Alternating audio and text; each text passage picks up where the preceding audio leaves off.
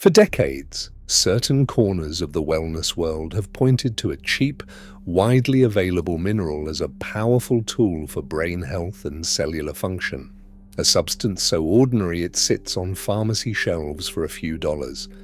Yet its deeper potential, researchers quietly argue, was sidelined during a pivotal moment in post-war American medicine.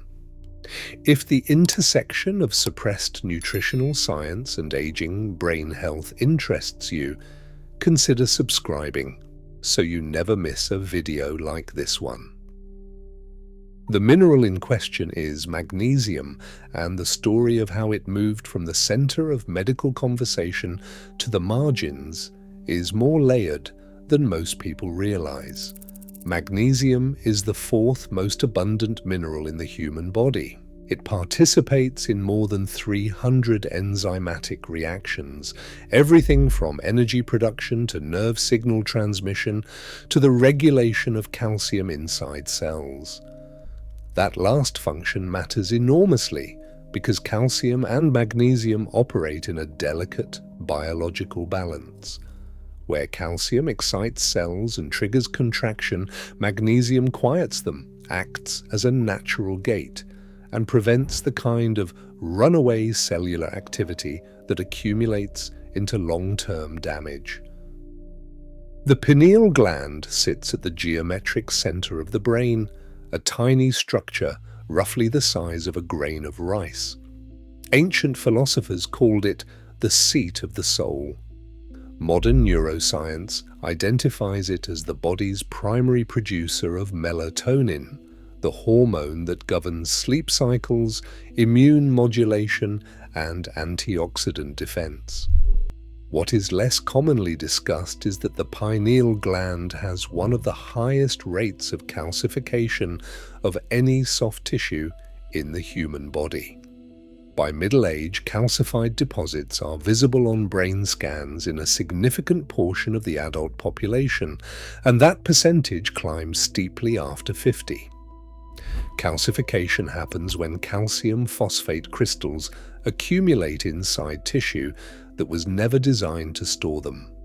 The pineal gland, because it sits outside the blood-brain barrier and is therefore exposed to the full mineral content of circulating blood, is particularly vulnerable. Fluoride, excess calcium, and oxidative stress have all been studied in connection with accelerated pineal calcification. The research is ongoing, and no single factor has been named the sole cause. But the calcium-magnesium imbalance has drawn consistent attention from researchers working in this space. Here is where magnesium's role becomes specific. Magnesium acts as a physiological antagonist to calcium. It competes for the same cellular entry points, slows pathological calcium deposition in soft tissue, and activates enzymes involved in cellular repair.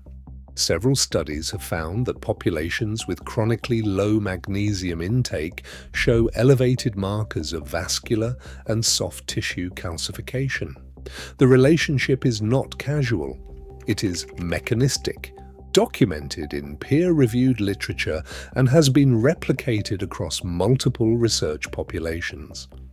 A 2013 study published in the journal Nutrients tracked over 3,700 participants and found that the lowest quartile of dietary magnesium intake corresponded with measurably higher coronary artery calcium scores, a finding that points directly to the mineral's broader role in keeping calcium where it belongs and out of tissue where it causes harm. So why did magnesium's profile in mainstream medicine shrink rather than grow during the second half of the 20th century? The answer is not a single suppressed document or a secret meeting. It is something more ordinary and, in some ways, more troubling. The post-war pharmaceutical expansion of the 1950s and 1960s produced an extraordinary wave of patentable drugs. Calcium channel blockers, synthetic hormones, sedatives, and anticonvulsants all emerged during this period, each capable of doing, in a patented and monetizable form, things that magnesium does naturally. A mineral cannot be patented. A mineral cannot generate the kind of return that funds clinical trials, medical education, sponsorships, and journal advertising. Around 1962, American medical education underwent a significant structural shift, accelerated by the Flexner reforms already decades in motion and now fully institutionalized.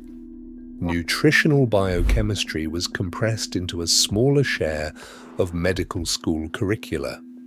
The emphasis moved toward pharmacological intervention. Doctors graduating from that era, and every era since, were trained primarily to prescribe, not to correct, nutritional deficits. Magnesium, along with a roster of other inexpensive minerals and vitamins, quietly lost its place in the clinical conversation. This was not a conspiracy. It was an economic and institutional logic playing out across decades. The result, however, was the same as suppression in practical terms. A generation of physicians was trained without meaningful instruction in magnesium physiology. Patients with symptoms now associated with magnesium deficiency, including poor sleep, muscle cramps, anxiety, cognitive fog, and irregular heart rhythms, were routed toward prescriptions rather than toward a $5 bottle of magnesium glycinate. The deficiency itself became widespread.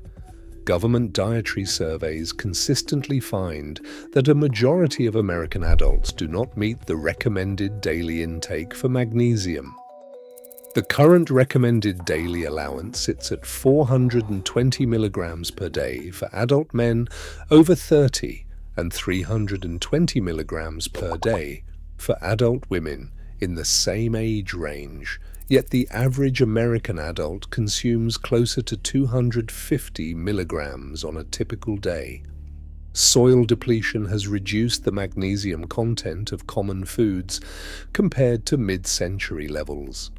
A landmark study comparing USDA nutrient data from 1950 to 1999 found that the magnesium content of spinach had declined by more than 20% over that period alone.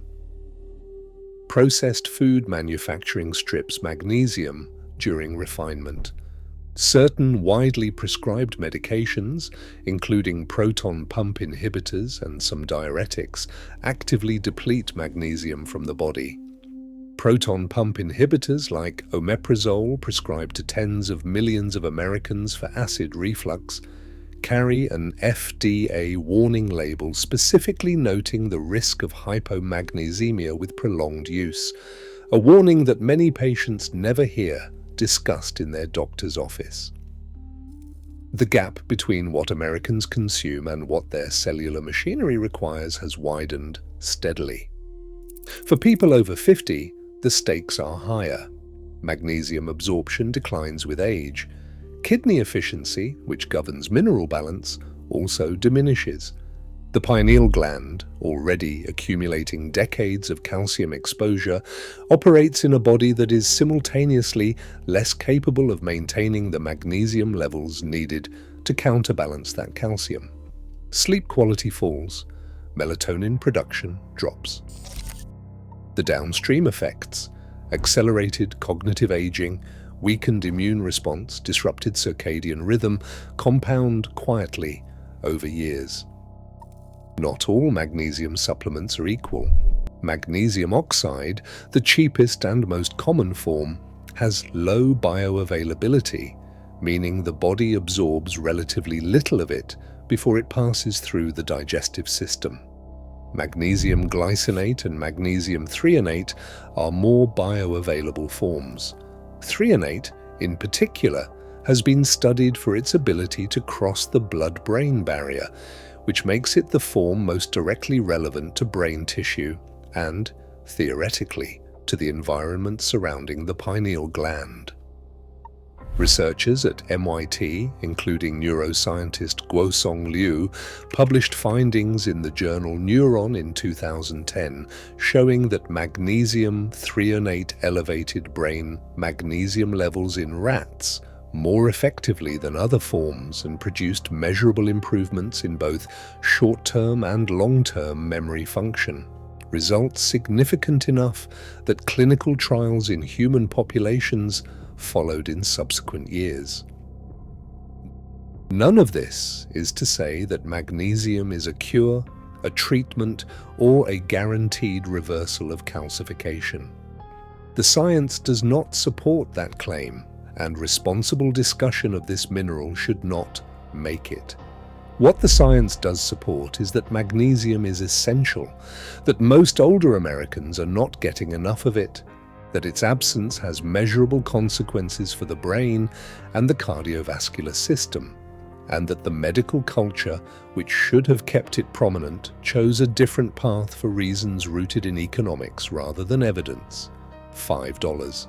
That is approximately what a month's supply of basic magnesium glycinate costs at most pharmacies.